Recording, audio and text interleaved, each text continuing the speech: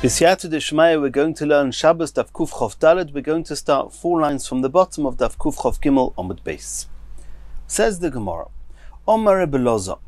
Rebbe Loza says that the following 4 quotes, 3 of them are Mishnayos, 1 of them is a Brisa, and in all of them we see there's a certain Isser, a certain prohibition from doing it on Shabbos, and they are related to the Isser of Muktzah, and we're not sure why these things should be Muktzah.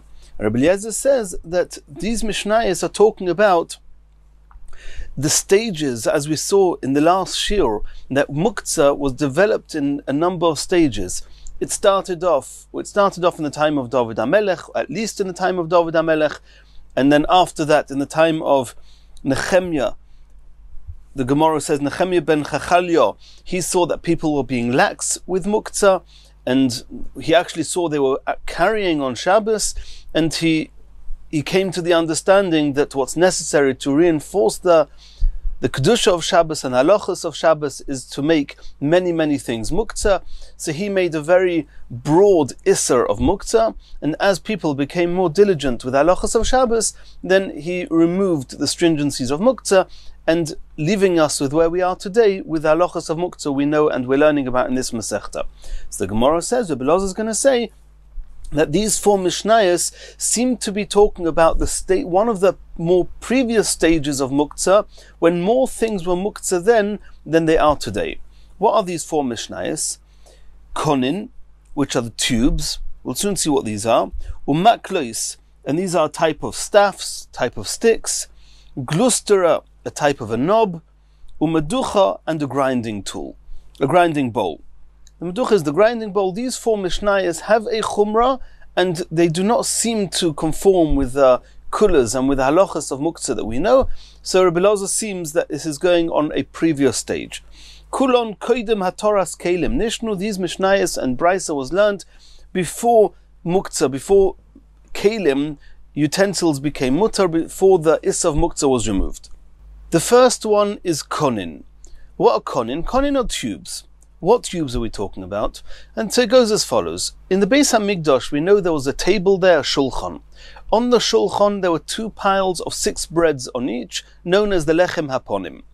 Every erev Shabbos, the kohanim would bake and prepare 12 breads.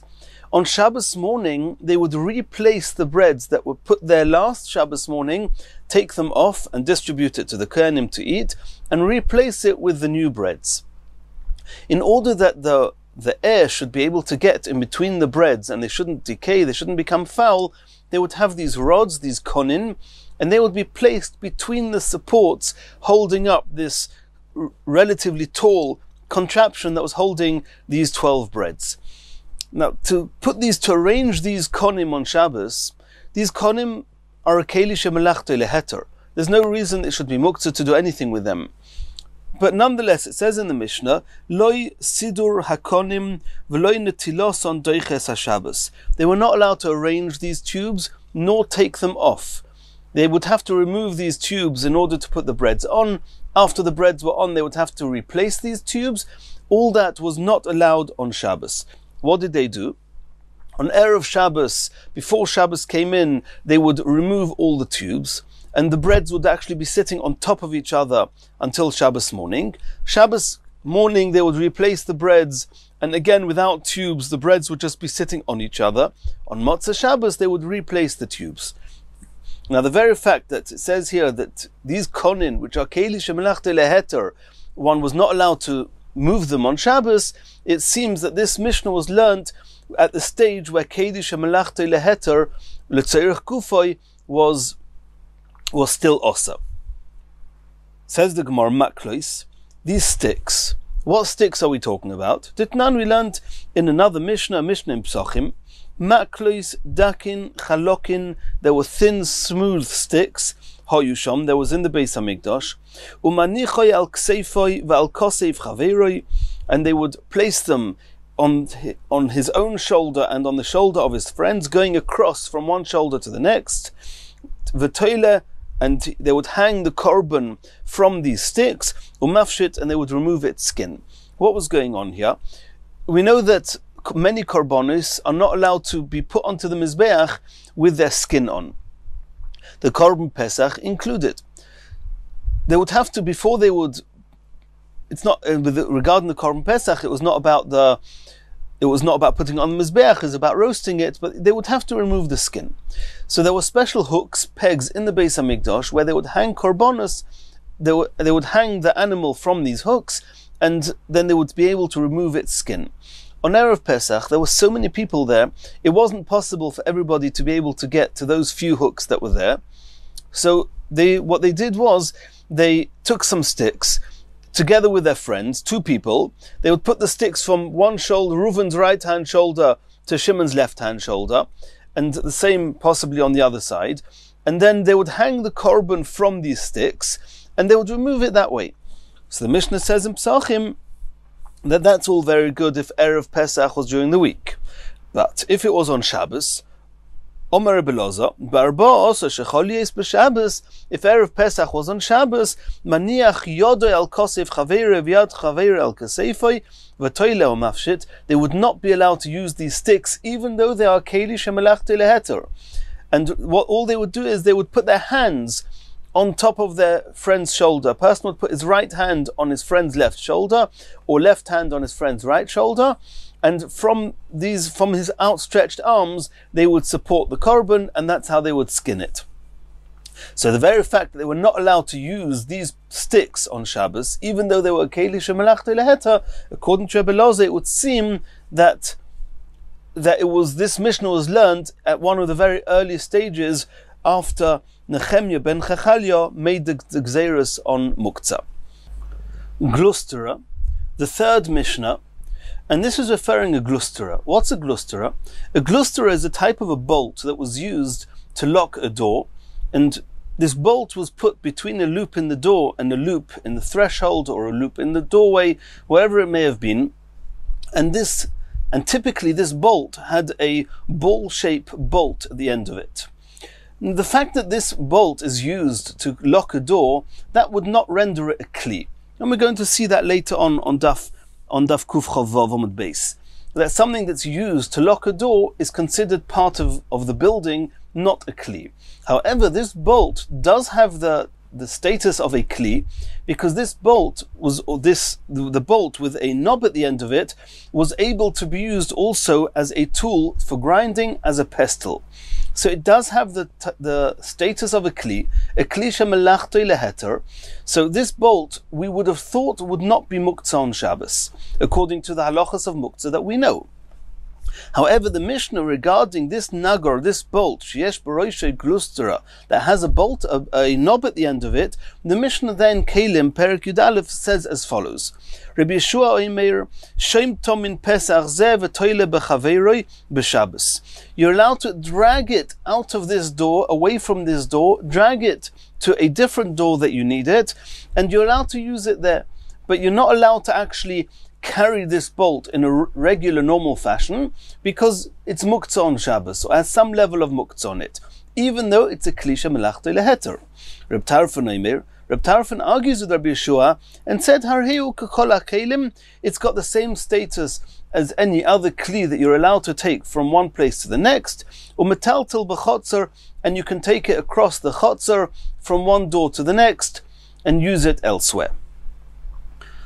That was the third Mishnah. And here again, since it's a kli shemelachto leheter, and nonetheless it was also to move it according to Rabbi Yeshua, so you see there, this Mishnah was probably learnt at some point before the final kulas that we have today in Muktzah. Meducha, the fourth brayso, this is a brayso, and we've seen this already. Hada Omron, we already saw previously that a meducha, which is a bowl that's used to grind in, and it says there that if there's garlic in it, you're allowed to move it. Like you can move the garlic, you can move the bowl with it. If there's no garlic with it, ein metaltelin oiso, you're not even allowed to use it, even though it's a kli shemelachto leisser, you're not even allowed to use it for something that's mutar letzorech gufoi, for example, to turn it upside down and sit on it. It's still osa. And this is one of the more previous stages of the Issa Muktzah, and not in the final stages of Muktzah that we know about, that kli shemelachto leisser letzorech gufoi is not Muktzah on Shabbos.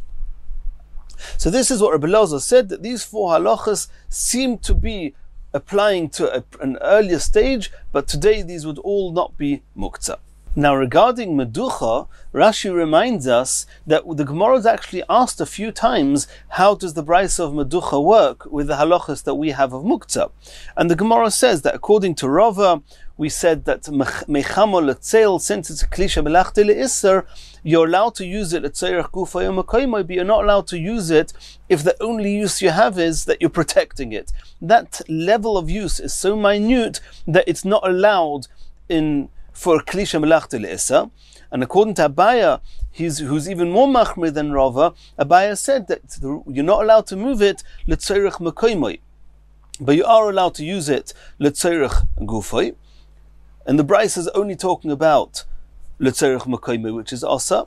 And the Rashi brings that Barashi says that those explanations, those assumptions that the Bryce that says it's Asa is talking about only moving it L'tzerich Makoyme or moving it Mechamo L'tzeil, that's not probable.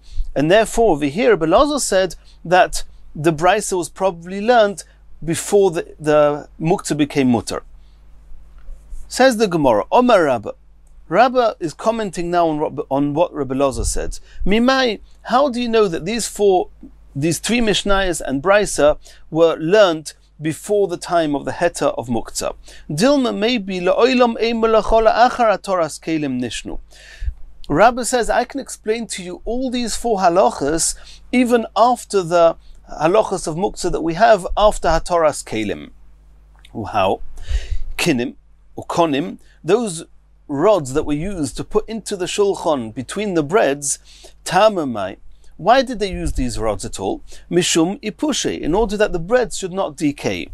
Bahai purta loy miapash. Those few hours between Friday night when these rods were removed and Shabbos morning when they would take the breads off the shulchan, and those few hours between when they would put the new breads on and Motzah Shabbos when they would put these rods back, in those few hours the bread would not decay. And since it's not necessary to put those rods in, they did not put these rods in on Shabbos.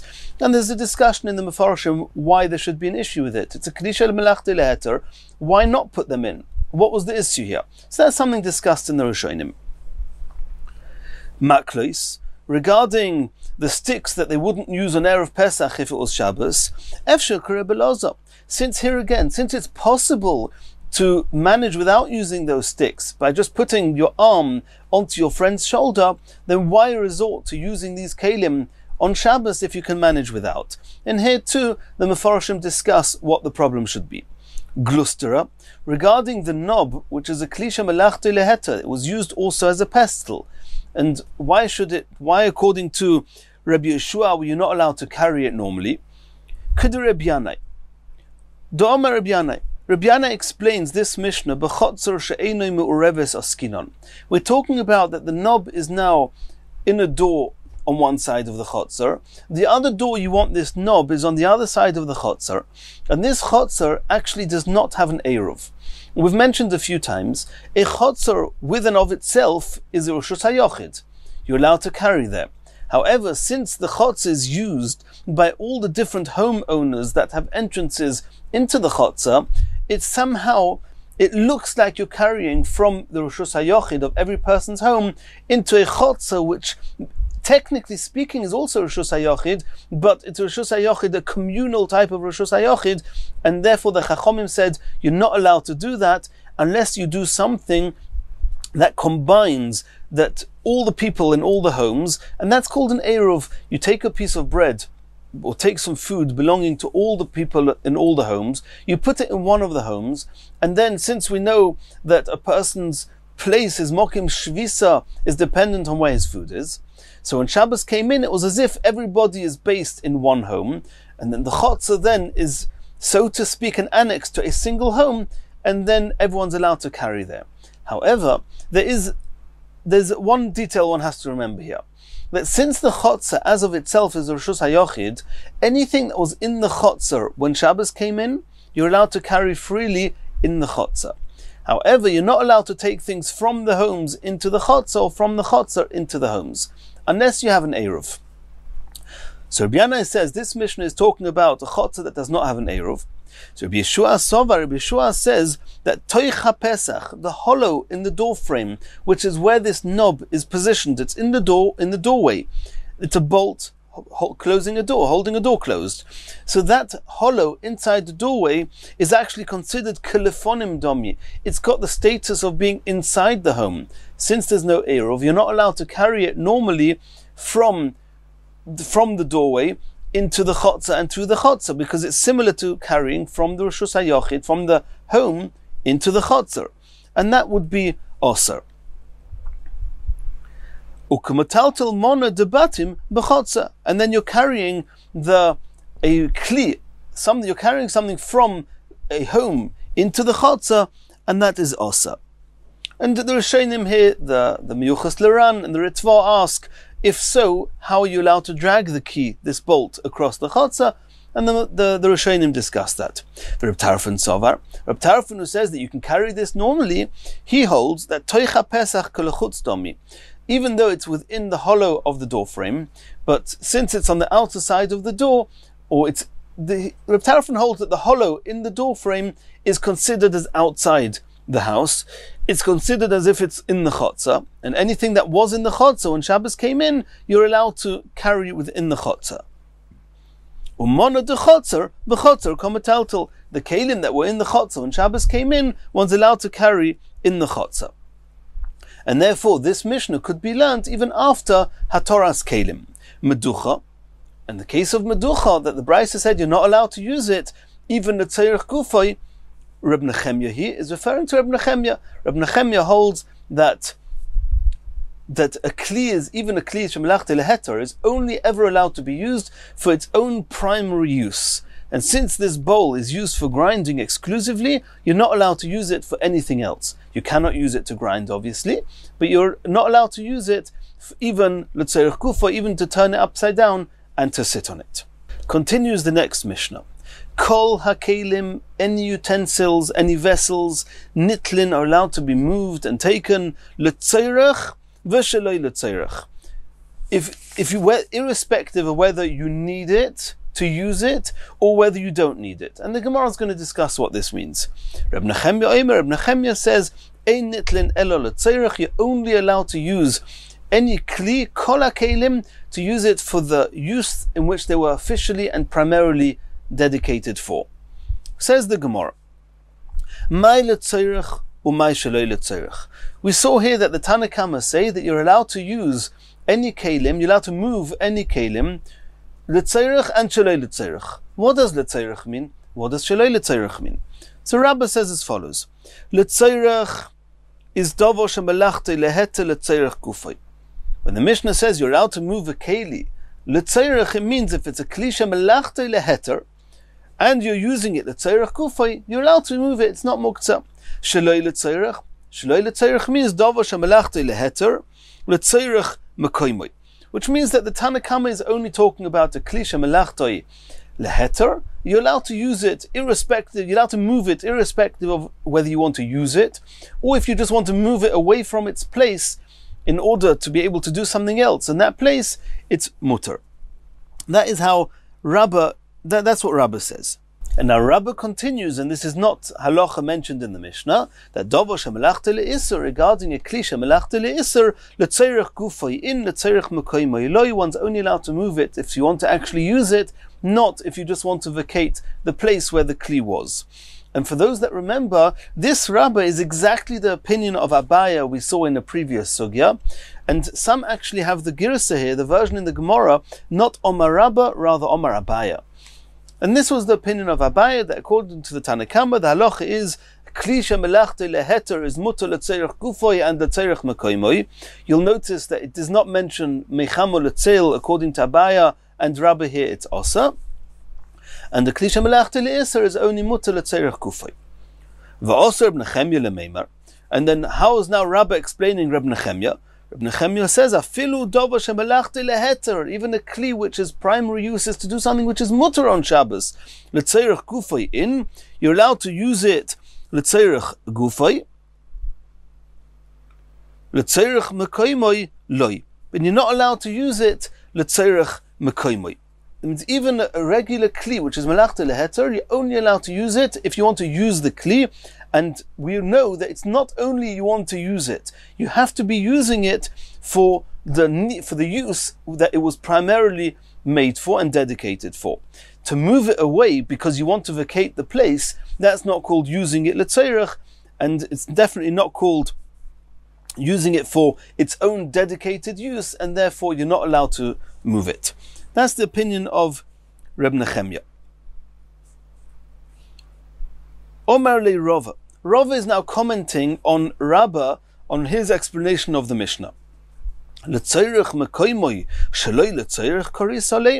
you, Rabbah, which is following the opinion of Abaya, that's all very good. We understand where you're coming from, where your halachic rulings are coming from. But we're trying to learn a Mishnah. The Mishnah says, Kol ha'kelim nitlin l'tzeirach v'shalei l'tzeirach. The Tanna Kama say you're allowed to move a kli irrespective of whether you need it or you don't need it. And you, Rabbah, said that shalei l'tzeirach means l'tzeirach mekoimoi. If I need to vacate the place where the kli was, it's called a tzeirach. How can you call it shalei l'tzeirach? Ella Omar Rava. Rava explains the Mishnah differently. And Rava says as follows, and this is actually Rava l'shitasoi on Daf Kuf Chav Gimel Amud Beis. In the previous daf, we'll see that the Rava actually follows these halachas. This is what he holds. L'tzeirach, what does it mean that kol ha'kelim nitlim l'tzeirach is a davar shemelachto leheter? We're again talking about a kli shemelachto leheter. Bein l'tzeirach gufay, bein l'tzeirach makoimoi. They're both called l'tzeirach, and you're allowed to move it. Shaloi l'tzeirach. The Tanna Kama in the Mishnah say you're allowed to move this kli, even shaloi l'tzeirach, afilu mechamo l'tzeil. And this was Rava's opinion, that one's allowed to move a kli shemelachto leheter, even if the use is so small, all you're doing is moving it from a sunny place to a shady place to protect it. And now Rava continues, and this again is not part of the Mishnah, but part of Rava's truth, that v'dava shemelachto le'iser, if it's a kli shemelachto le'iser, l'tzeirach gufay u l'tzeirach mekoimoi in, you're allowed to move it l'tzeirach gufay and l'tzeirach mekoimoi, mechame l'tzeil loi, but you're not allowed to move it out of the sun if that's all you're trying to gain. V'aser b'nechemya lemeimar. According to Rava, what's Reb Nechemya hold? Afilu davar shemelachto leheter, l'tzeirach gufay u l'tzeirach mekoimoi in, mechamo l'tzeil loi. According to this Rava, Reb Nechemya actually holds that kli shemelachto leheter, you are allowed to move it l'tzeirach gufay and l'tzeirach mekoimoi, but you're not allowed to move it mechamo l'tzeil. And even though, according to Reb Nechemya, you're only allowed to move a kli if you're using it for if you're moving it for a use that it was primarily dedicated for, so l'tzeirach gufay I can understand. You can use it for what it's supposed to be used for. L'tzeirach mekoimoi, what does that mean? So Tosfos on Daf Lamed Vav Amud Aleph asks this question, and Tosfos brings an answer that says that part of the use of a kli is to move it aside and to put it away when it's not needed where it is now, or when it's getting in the way. That's considered as part of the tzorkon, as part of the use of the kli. Now it goes without saying that since Reb Nechemya says that you're only allowed to use a kli for a use that it was made for, that when the Mishnah says here, Reb Nechemya omer ein nitlin elo l'tzeirach, and this both according to Rabbah and according to Rava, Rabbah who says that Reb Nechemya only allows l'tzeirach gufay, and the Rava that says even l'tzeirach mekoimoi, we're obviously only talking about a kli shemelachto leheter. A kli shemelachto le'iser, according to Reb Nechemya, you're never allowed to move it, because since you're only ever allowed to move a kli l'tzeirach, and not a stam l'tzeirach, but tzeirach for what it was made for, and since a kli shemelachto le'iser was made to do an iser, you're never allowed to move a kli shemelachto le'iser according to Reb Nechemya. And over here, when Reb Nechemya says that l'tzeirach is talking about only a kli shemelachto leheter. That's how Rashi learns this sugya. Continues the Gemara. Yosef Rav Safra, Rav Acha bar Huna, Rav Huna bar Chanina, v'Yosef k'omra l'Rabba aliba de Reb Nechemya. And they were sitting, these three chachomim were sitting, and they asked the following question. According to Rabbah, aliba de Reb Nechemya, we just saw that Rabbah says that according to Reb Nechemya, you're allowed to move these kelim shemelachto leheter l'tzeirach gufay, but not letzerich makoimoi. We saw according to Rava, Reb Nechemya allows you to move it letzerich makoimoi. But according to Rabbah, you're not allowed to move it letzerich makoimoi. We all know, and it was taken for granted, that the ka'oros, the bowls, when you finished using them, you're allowed to move them away, allowed to vacate them from where they are, and take them to the sink, to wash them, wherever. You don't need to leave them on the table. According to Nechemya, how are you allowed to move these kalim if you're not allowed to move them letzerich makoimoi? Omar luhu Rav Safra, midi dehava agraf sharei. You're right. Technically speaking, it should be also to move bowls after you've used them, according to Reb Nechemya. However, Rav Safra explained we're talking about that similar to a graf sharei, which is a vessel that is holding excrement, and it's very repulsive to leave it there. It's a dirty kalim, and therefore it's not because it's letzerich makoimoi, but because the Chachamim said that when it comes to graf sharei, you're allowed to move it on Shabbos. So too, you're allowed to move these ka'oros, these bowls, on Shabbos. Continues the Gemara. Omar le Abaya le Rabba. Abaya now asked Rabba a question. Lemar alibud Reb Nechemya. You, Rabba, who explained the Mishnah, and you said that Reb Nechemya holds that a kli shemelachto leheter, you're allowed to move it letzerich kufoy, but not letzerich makoimoi. Ka'oros heicha metalin onhu. The same question as we saw before, but now it was Abaya who asked Rabba directly. How could you move those bowls? Omar lu. So Rabba explained, Reb Safra Chaverin, Reb Safra, our colleague, he already Tirgama explained Medi dehava agraf sharei. So it seems that the first story with Rav Safra, Rav Acha bar Huna, Rav Huna bar Chinina. They asked this question, and Rav Safra explained that one's allowed to move the bowls with graf sharei. At some point later, Abaya asked Rabba, and Rabba quoted Rav Safra saying that you're allowed to move these bowls because it's graf sharei. Continues the Gemara. Eisvei Abaya le Rava. Abaya is now asking a question on Rava. Meducha, we learnt in the Brisa that this grinding bowl, im yesh bar shum, if there's garlic, which is food in the bowl, metaltalin oiso, you're allowed to move the bowl with the garlic. Since you're allowed to move the garlic, you're allowed to move the bowl with it. Ve'im lav, but if there's no garlic in the bowl, in metaltalin oiso, you're not allowed to move it at all.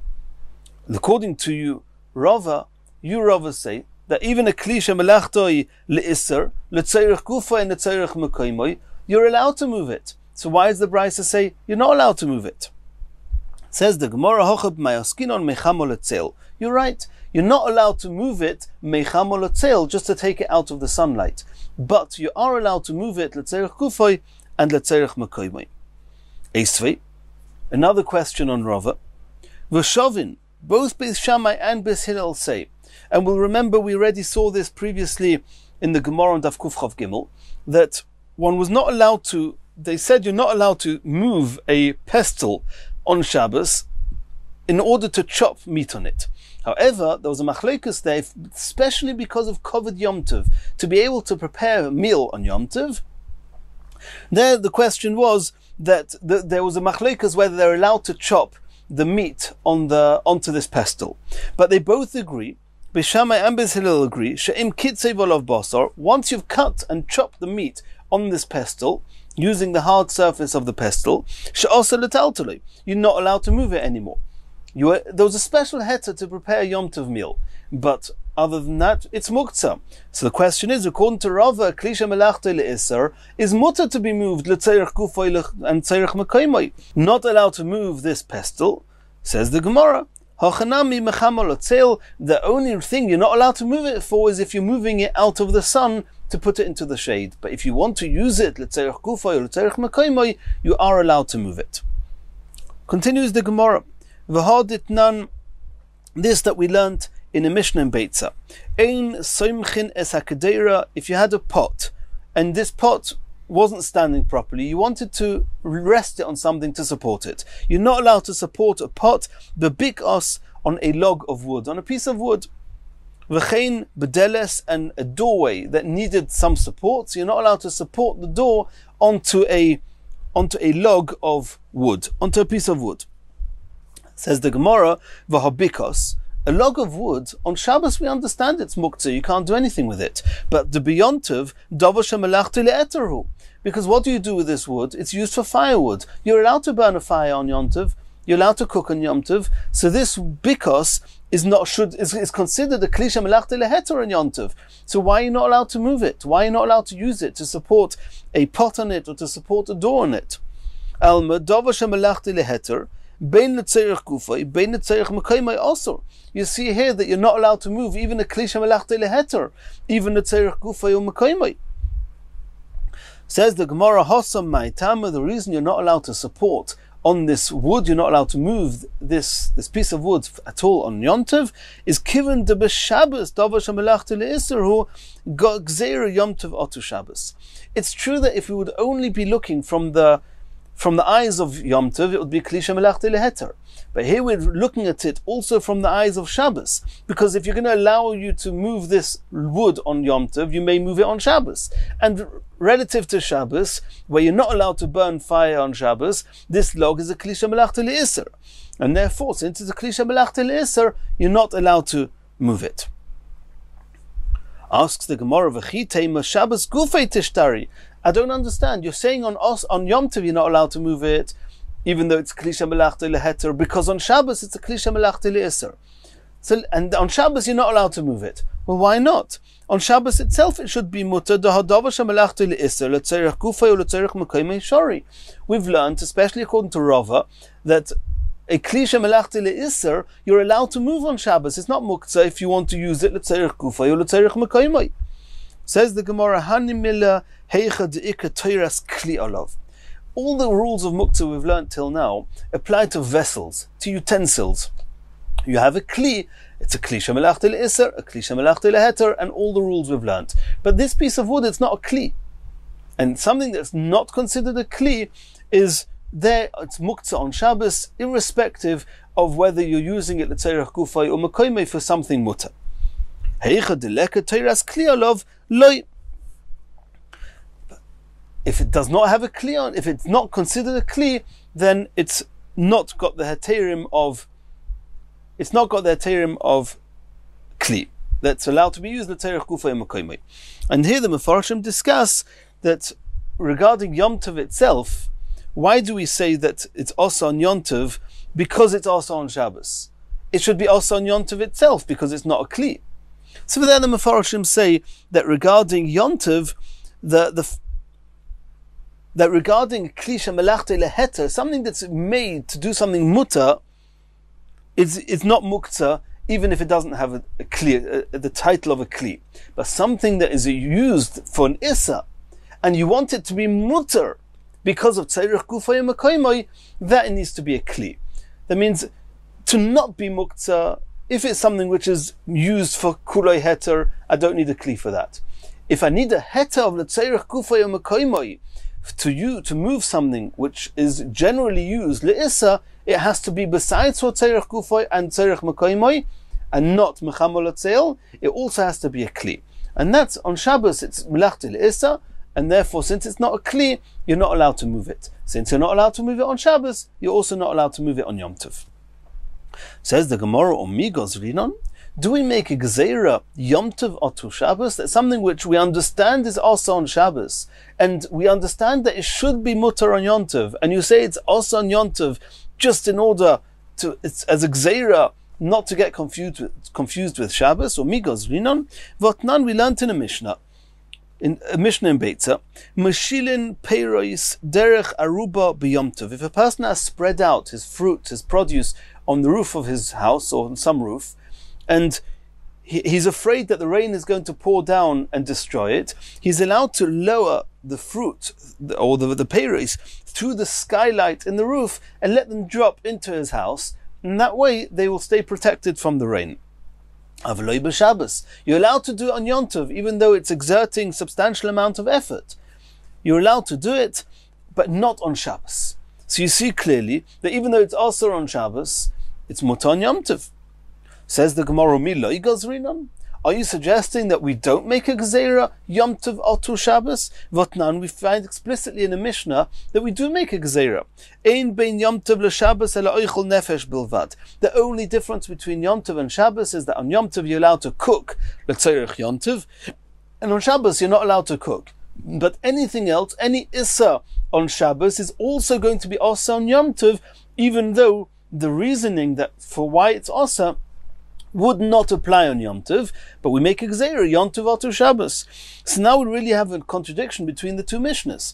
On the one hand, Meshilin, you're allowed to lower the fruits on Yom Tov but not on Shabbos, and on the other hand, it says that Ein Ben Yom Tov l'Shabbos, that Yom Tov carries all the stringencies of Shabbos. So there seems to be a contradiction here. Omer Rav Yosef is going to attempt to explain why it's not a contradiction. Lo kashya, it's not a contradiction. Ha Reb Eliezer, ha Reb Yeshua. According to Reb Eliezer, he's the one that says that we are geyser Yom Tov Otu Shabbos, and the Mishnah that says Ein Bein Yom Tov l'Shabbos is Reb Eliezer. However, the Mishnah that says that you're allowed to exert effort on Yom Tov, even though you're not allowed to exert that level of effort on Shabbos, is Reb Yeshua. The Tanya, we learned in the Brisa. And we're familiar with this, we've already learnt about this previously. On Daf Samach.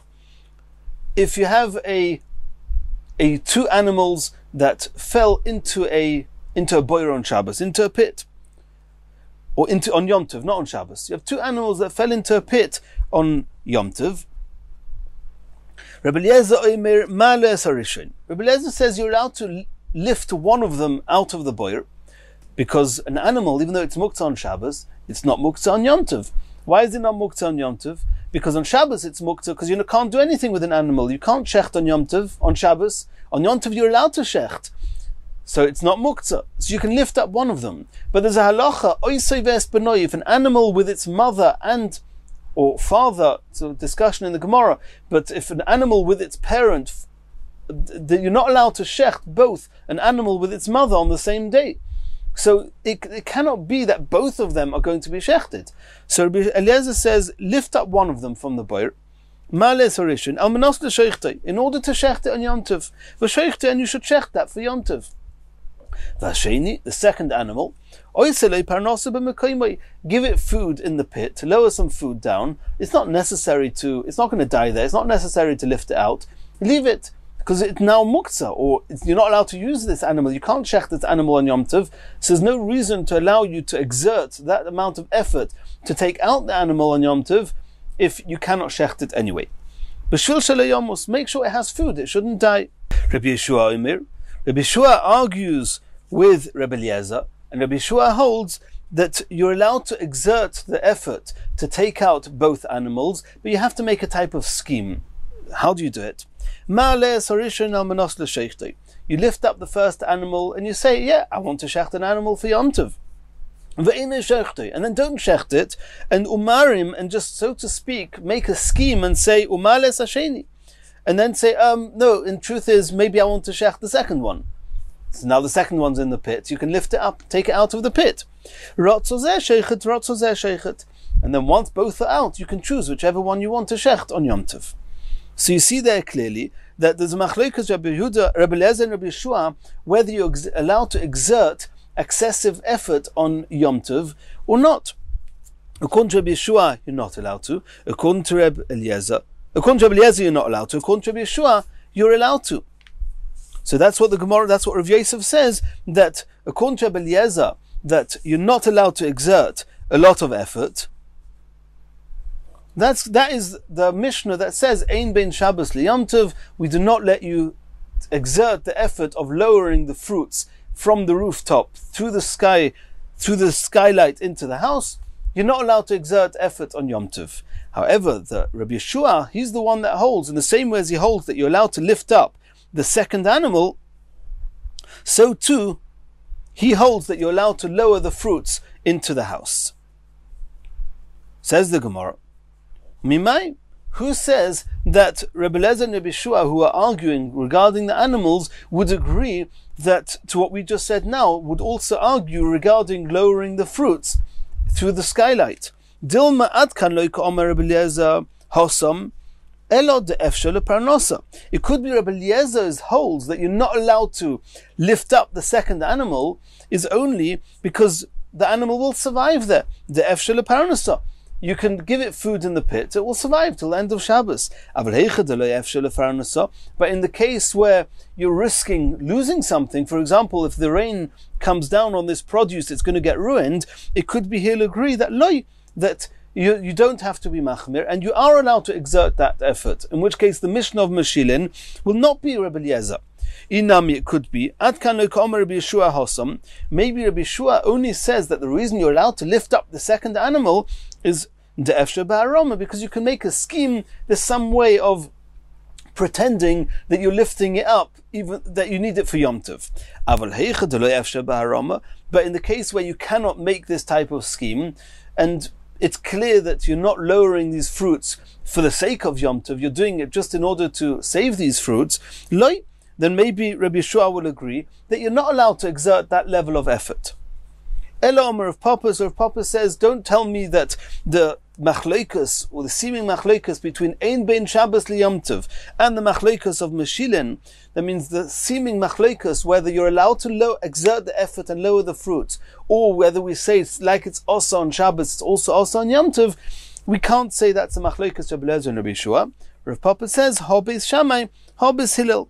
Beis Shammai says that we are more machmir on Yom Tov, and Beis Hillel says we're more mekel. Beis Shammai allows you to do the extra effort on Yom Tov. Beis Shammai does not allow you to do the extra effort on Yom Tov, and Beis Hillel allows you to exert that extra effort on Yom Tov. Ditnan, as we saw in the Mishnah, Beis Shammai oimrim, Ein moitziin es hakotten ve'es halulav ve'es sefer Torah l'reshus harabim. Beis Shammai say that you're not allowed to take out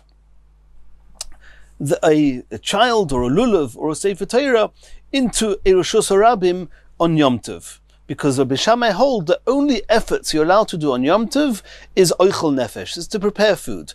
But any other malacha, for example, carrying, if you're carrying because you need it to eat, that's oichel nefesh, or to prepare food, that's oichel nefesh. But carrying sheloi letzorech oichel nefesh, you're not allowed to do, because we don't let you do that level of effort on Yom Tov. Or Beis Hillel matirin. Beis Hillel say that you're allowed to carry something even though it's not letzorech oichel nefesh, because Beis Hillel hold that we don't have an issue with exerting a little bit of extra effort on Yom Tov, even though on Shabbos it's awesome. Says the Gemara, no, how do you know that's the machleikus? Maybe Eimer de Shamas Leila Beis Shammai Hoitza Tiltul Mishamas Lu. It could be that Beis Shammai only asar, they only prohibit carrying from Reshus HaYochid to Reshus HaRabim, even though on Yom Tov, technically speaking, that's allowed. But Beis Shammai say to carry on Yom Tov, that you're not allowed to do if it's not L'tzorech Oichel Nefesh. However, muktzah, regarding moving something which is which, like the fruits, putting the fruits through the skylight, maybe over there Beis Shammai will say that it's mutter, and they won't say Ein Ben Shabbos li Yom Tov. Says the Gemara, of a tiltul gufei lav mishum eitzahi. The only reason that Chachomim said that muktzah was also was in order people shouldn't come to carry. Or others explain what it means here, you cannot carry if you don't first do tiltul, which means that it wouldn't make sense to separate carrying from one domain to the next and carrying as in moving muktzah. And if Beis Shammai say ein meitziin es hakot misalulav es hasefer Torah, they will also say that you're not allowed to move something on Shabbos, which is not on Yom Tov, which is not l'tzorech oichel nefesh, because it's exerting extra effort, which you're not allowed to do. And therefore it'll be Beis Shammai, who are the authors of the Mishnah, that say Ein Ben Shabbos li Yom Tov, and you're not allowed to lower the fruits through the roof hole. And it's Beis Hillel who say that you're allowed to be Meshilin, you're allowed to lower the fruits through the skylight on Yom Tov, but not on Shabbos. Continues the Gemara, we're now going back to the sugya of what kelim are allowed to be used for or moved for what use. Says the Gemara, V'af Rav Sovar Lo Lahod Rava. Rav also agrees with Rava that there's no difference between the tzerich kufoy and the tzerich makoimoy, and the klisha melachtoi leheta and klisha melachtoi leisser. One's allowed to move letzerich kufoy or makoimoy. The difference between the two types of kelim is only whether you're allowed to move mechamo letzel, from the sun to the shade. Kli shemelachti leheter, you are allowed to. Kli shemelachti le'iser, you're not allowed to. Rav also follows that the Omar Rav. Rav says, mar, which is a hoe, a type of tool that's melachti le'iser. Shaloi yigonev, in order that it shouldn't get stolen, which is similar to meicham or letzeil, zeu tiltul shaloi letzeirach va'osa, that's considered shaloi letzeirach, which is osa, as Rava explained on Amud Aleph, that when the Mishnah says bein letzeirach bein shaloi letzeirach means just to save it, to protect it, meicham or letzeil, and is only muta if it's a kli shemelachti leheter, but kli shemelachti leiser va'oser, it's oser, as we saw before.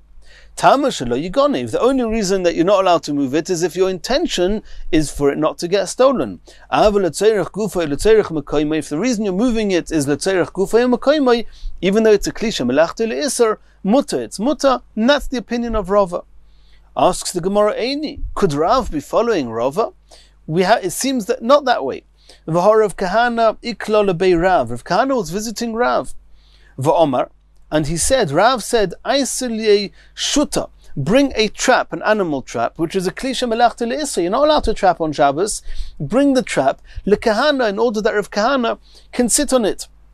Le'isei v'oleo, and Rav explained, he didn't just say, bring the trap, and because we need the trap for whatever. He explained, le'isei v'oleo, in order that Rav Kahana can sit on it. It's almost as if he said, the reason you're allowed to move the trap is because it's letzerech gufay.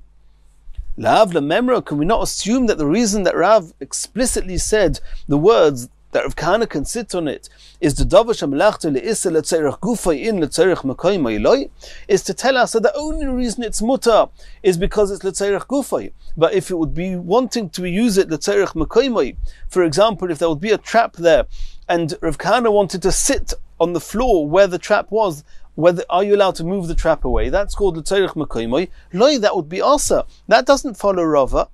So how can you say that Rav follows Rava? It seems here that not. Says the Gemara, Hocha Amalu. What Rav actually says was shkulu shuto, move away the trap mikamo kahana, in order that Rav Kahana can sit down. So he explicitly said, move it away, and even though it's l'tzorech mekoymai, it's mutter, and that conforms with what Rava says. Or it could be Hasam Meichamo Letzeil Hava. He wanted to use this kli, this trap, in order to sit on it. Letzerech gufay. However, it happened to be that the trap was in the sun, and now he's bringing it into the shade. People watching will think that you're allowed to move a kli shemelachti le'isa, Meichamo Letzeil. That's also. Therefore, Rav explicitly said, bring it in, but not because I want to protect it from the heat, but because I want Rav Kahana to sit on it. So he said it in order that people shouldn't think that Mecham Letzeil is mutter, and not in order to impress on us that Letzerech Mekoymai is asa. Continues the Gemara. Rav Meri bar Rochel, Rav Meri the son of Rochel, and Rashi Bob Metzia in Gimel explains why he was called this way. Havelei hahi be sadyusa. He had pillows, b'shimsha, and they were in the sun. Also lekamei de Rava. He came to Rava, this Rav Meri came to Rava, Omar lei ma'u letiltu linhu. Am I allowed to move these pillows out of the sun? Omar lei, Rava said to him, Shari, of course it's muta, even though it's mechamo letzeil, but it's a kli shemelachti leheter, and Rava holds a kli shemelachti leheter is mutter to be used, to be moved, mechamo letzeil. So Rav Mari answered to Rava, Isli achrina, but I've got others. I don't need to use them. It's not letzerech gufay. It's only mechamo letzeil. Said so Rava answered, Chazul orchin. Okay, but it's not muktzah. Other people could use it. It's a kli shemelachti leheter. So he says, Isli nami la'orchim. I've got enough pillows even for other people to use.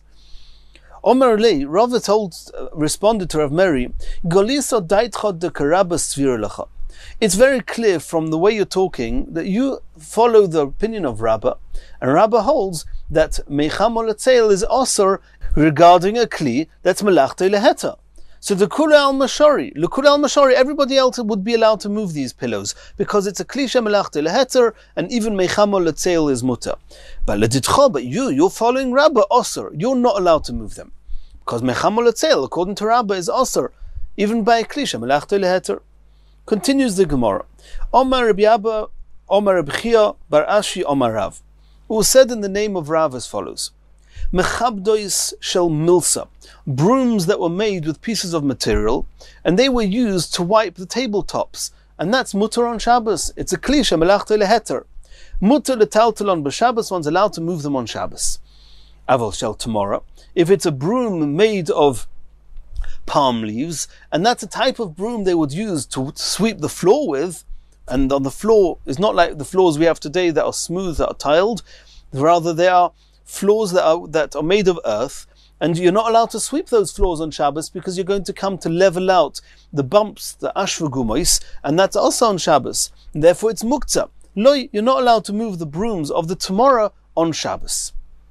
Rabbi Eliezer Omer, afshel tomorrow. Rabbi Eliezer says that you're allowed to move even those brooms made of the palm leaves. B'may oskinon. Let's try and understand what's the machlokes here. Are we discussing using these brooms for something that's mutter on Shabbos? Either l'tzerech gufa or l'tzerech mekaymo, you need to move it away because you need to vacate the place. If that's the case, then why should one not be allowed to move the tomorrow? The brooms of the tomorrow, they might be a klisha melachta le'isar, but l'tzerech gufa mekaymo, it's mutter.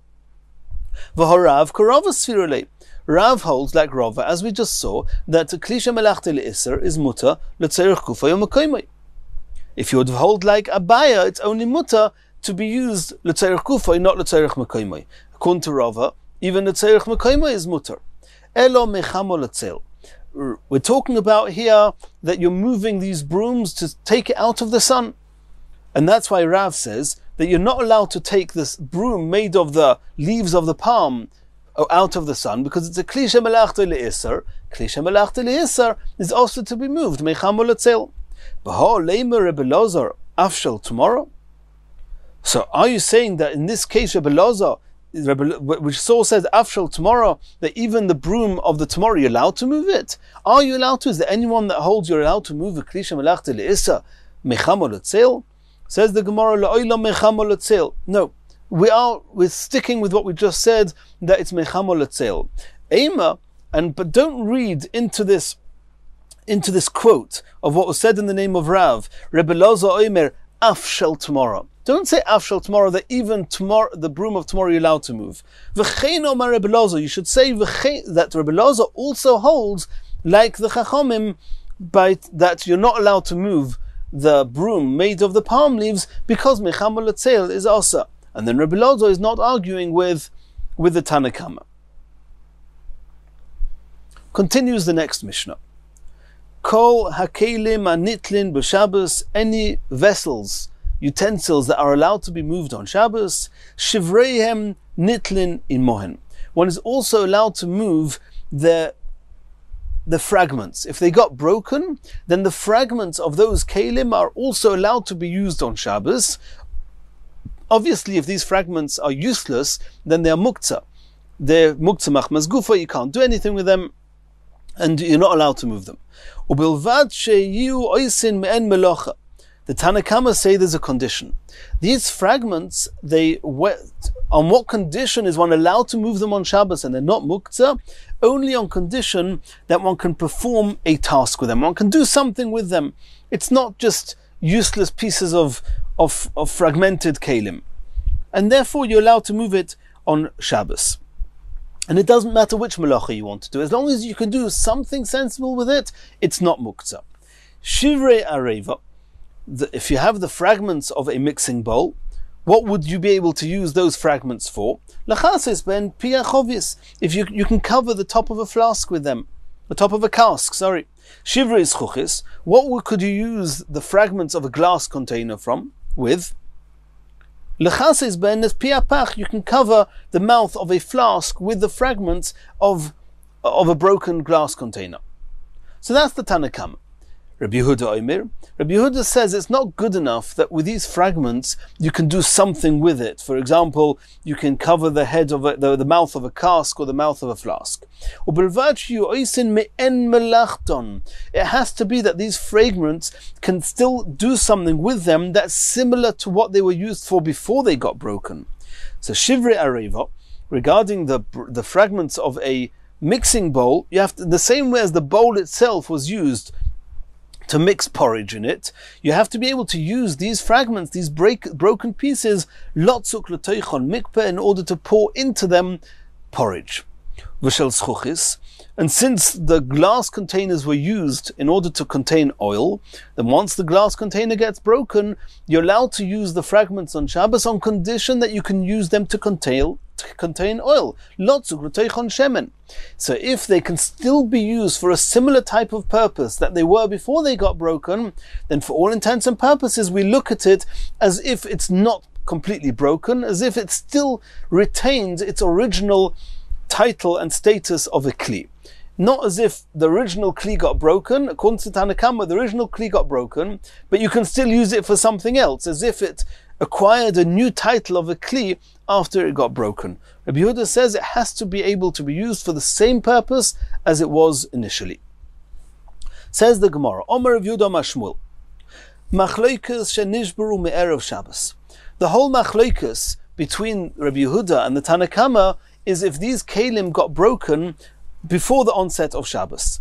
Demara Sovar me'en melachton in, Rabbi Yehuda says that they're only not called muktzah if one can still do the melacha that they were supposed to do initially. Me'en melacha acheres, but if the only task they can do is a different task that doesn't retain its title of a kli and its muktzah. Or Marasovar and the Chachamim say, afilu me'en melacha acheres, even if it can still do, the Tanna Kama say, as long as it can do some type of a melacha, even if it's not similar to what it was doing initially, it's not muktzah.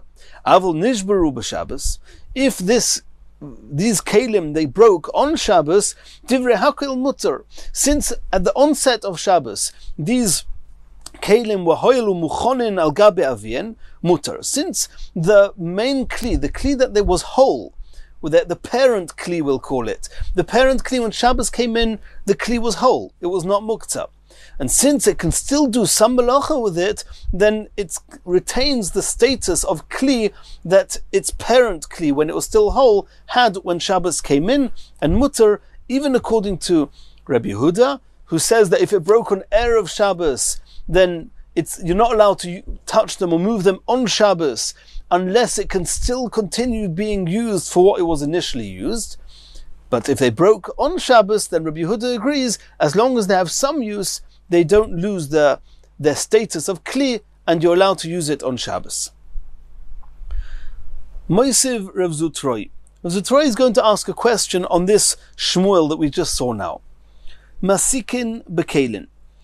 On Yom Tov we know you're allowed to light a fire on Yom Tov, especially to cook with. Are you allowed to use these broken kelim or any kelim to use it as firewood? Masikin bekelim, you're allowed to move kelim, which are utensils, on Yom Tov and put them in the fire. Ve'ein masikin b'shivrei kelim, but you're not allowed to move broken kelim, shards of kelim, in order to put them in the fire. Asks the Gemara, Denishbru Amos. Let's try and understand. When did these kelim break? Ilema denishbru be'erev Yom Tov. If they broke on Erev Yom Tov, eitzim ba'al meninu. Then already from Erev Yom Tov, they were slated to be used for firewood. They're broken kelim. They shouldn't be muktzah b'chral. Elolav b'Yom Tov. It must be they broke on Yom Tov. Uktoni, and we see explicitly that masikin b'kelim ve'ein masikin b'shivrei kelim. So you see that even though when Yom Tov came in, these kelim were not broken yet. The parent kli, the whole kli, was not muktzah. It broke on Yom Tov. Why are you not allowed to move these kelim on and put it into the fire on Yom Tov? We said just a moment ago that both Tanoim, the Tanna Kama and Rabbi Yehuda, both agree that if it broke on Shabbos, since when Shabbos came in, they were not muktzah, they don't become muktzah on Shabbos, as long as they can be used for something. Over here, these shivrei kelim, why can't you move them on Shabbos?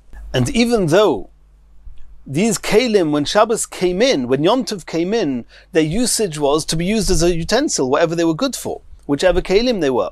And when they broke, their use is now no longer to be used in the way that it could have been used. Rather, their use now is to be used for firewood, which is mutar on Yom Tov. But that, according to the Tanna Kama, that's called me'en melacha, it can be used for something. So why, according to the Tanna Kama, why should it be also to use these shivrei kelim to burn on Yom Tov? Elo I itmar hochi itma. We're now having a second version of Shmuel. Omer of Yudoma, Shmuel machleikas shenishbru b'Shabbos. The whole machleikas in our Mishnah is if they broke on Shabbos. The marasovar muchanhu or marasovar noiladhu. The Tanna Kama say, since they are muchanhu, they are able to be used, they are ready to be used for something. You can use it for something, as the Mishnah calls it en melacha, any type of melacha. It's not muktzah. Or marasovar noiladhu. And Rabbi Yehuda says that if the use that you can use this broken piece of the kli is different to the use that it could be used lekatchila, then it's called noilad. It's as if a new type of vessel has been born. Something new born on Shabbos is muktzah, says Rabbi Yehuda. If you can continue using it in the same way as you could use it before it got broken, it's not noilad. It's not a new use being born here, and therefore it's not muktzah. Aval me'erev Shabbos. If, however, they broke on erev Shabbos, divrei hakel mutter. In that case, everybody agrees that it's not muktzah. Hoil v'huchanu le'melacha miboid yom. Since these broken pieces can be used for something, it doesn't matter what, and it could be used for that something even before Shabbos came in. So when Shabbos came in, they're called kelim, they're called utensils, and there's no reason they should be muktzah. So that's the second version of Shmuel. Says the Gemara, Tani Choda. In one brisa we learned, we're going to see a seeming contradiction with three brises. In one brisa we learned, Masikin b'kelim v'ein masikin b'shivrei kelim. You're allowed to burn kelim on Yom Tov, but you're not allowed to carry broken kelim and put them into the fire on Yom Tov. V'tani idach. A second brisa says, Kashem shemasikin b'kelim, kach masikin b'shivrei kelim. That not only are you allowed to move kelim that are intact, which everyone agrees with, but we'll soon see, but we would assume that everyone agrees with that, but you're also allowed to move broken kelim and put them in the fire on Yom Tov. V'tanya idach, and yet a third brisa we learned, ein masikin loy b'kelim v'loy b'shivrei kelim. You're not even allowed to move kelim which are whole and intact and put them in the fire on Yom Tov. How are we going to explain this seeming contradiction? Says the Gemara, Rabbi Yehuda. The first brisa is Rabbi Yehuda. Rabbi Yehuda holds that there's an Issa of Muktzah. Rabbi Yehuda also holds there's an Issa of Noilad, as we saw in our Mishnah. And since there's an Issa of Noilad, he says that you're allowed to move regular kelim. They're not Muktzah. But broken kelim, they are Muktzah and they are Noilad, because they broke on Yom Tov. And since they broke on Yom Tov, then the use that it can be used now, assuming that it cannot be used for its original, for what it was used lekatchila originally, is now a different type of use.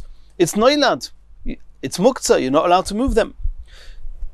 Reb Shimon, the second brisa that says that you're even allowed to move broken kelim is Reb Shimon. Reb Shimon doesn't hold of muktzah. He doesn't hold of noilad, and therefore you can even take broken parts of kelim and put them in the fire. Reb Nechemya, the third brisa is following Reb Nechemya. Reb Nechemya says even whole vessels, what are they made for? They're not made to be used as firewood. They're made to be used for whatever you would use these kelim for. It's a bowl, it's a dish. It's not supposed to be used for firewood. Reb Nechemya holds even the kli fully intact, the kli shemelachti leheter. You're not allowed to move it unless you're using it for the use that it was initially designated for.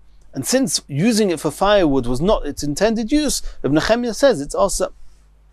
Continues the Gemara, Omer of Nachman. Hani livni, these bricks, the ishtivur mi binyona, they got left over when the person finished building a building.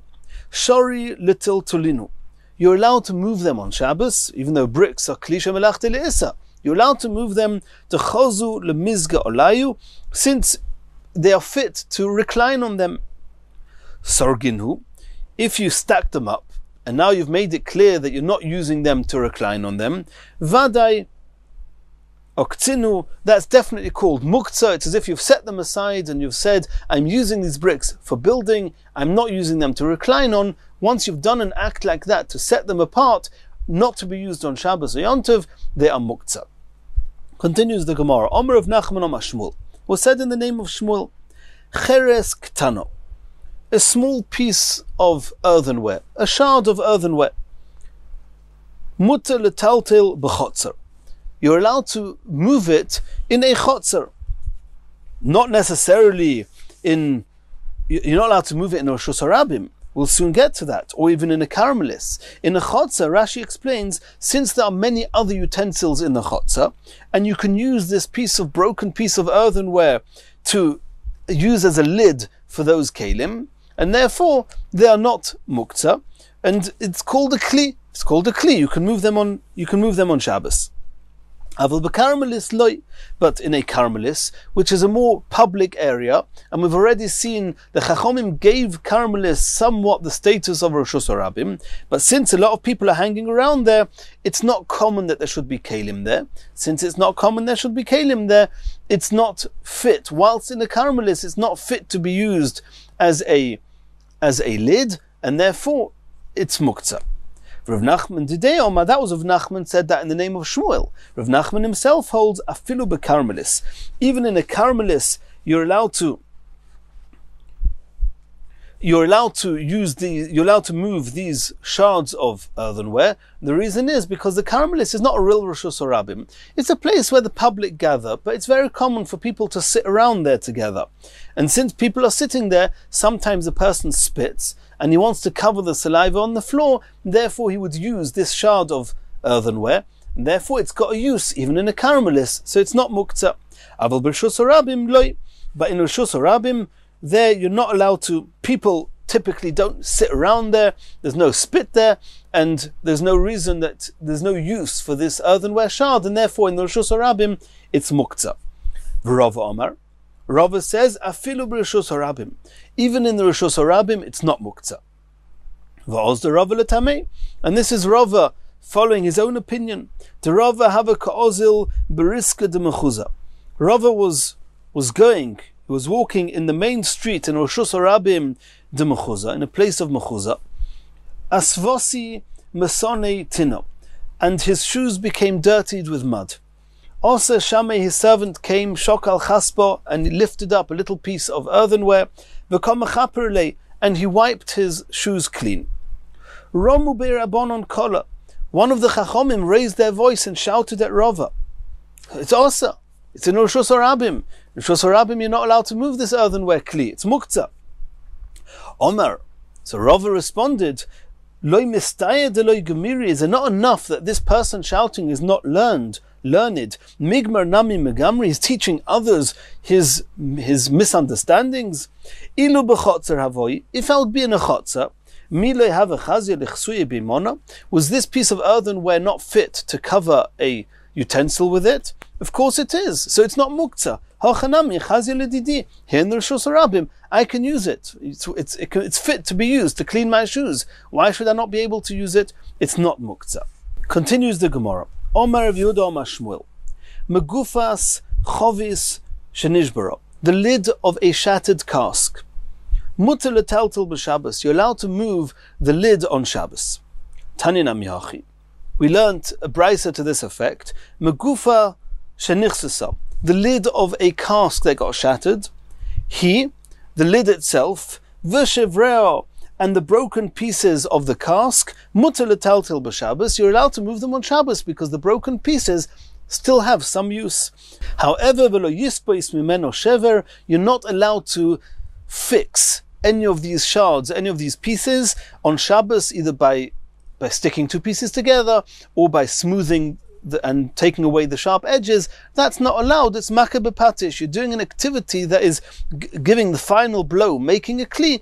That's osa. But to use either the lid or the shvorim, the shards of the broken cask, that's mutter, and you can use it lechasos boes kli in order to cover a utensil with it, v'lismeich bo karei amita, or to support the legs of a bed on it. However, if you threw it into the garbage pile, also at that point you've done an activity that you've more or less said, I don't want to have anything to do with this, I don't intend using it, and then it's muktzah. Maskiv Lor of Papa, Rav Papa asked a question. I don't understand. If you say these breakages, these broken pieces, have the title of a kli, who cares that I threw it into the garbage pile? If you take a garment and you throw it into the garbage pile, it becomes muktzah from there. Ela Omer of Papa said, Asura, if you threw these pieces of the broken cask into the garbage pile before Shabbos, then you've been maktzeh daitoi, then you've more or less set it aside in your mind, and that's how muktzah works. When you do an activity that sets something aside, it's then muktzah on Shabbos. However, but if it's a regular kli that you've thrown into the garbage pile, that does not become muktzah. It's only two things. Number one, that it's shever kli. These are breakages. These are broken pieces. They're not really the original kelim. And number two, you threw them aside before Shabbos. You put them in the garbage pile, then it becomes muktzah.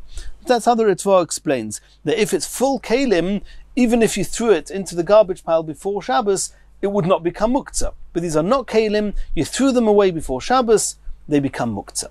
In Mirz Hashem, in the next shir, we're going to continue from here.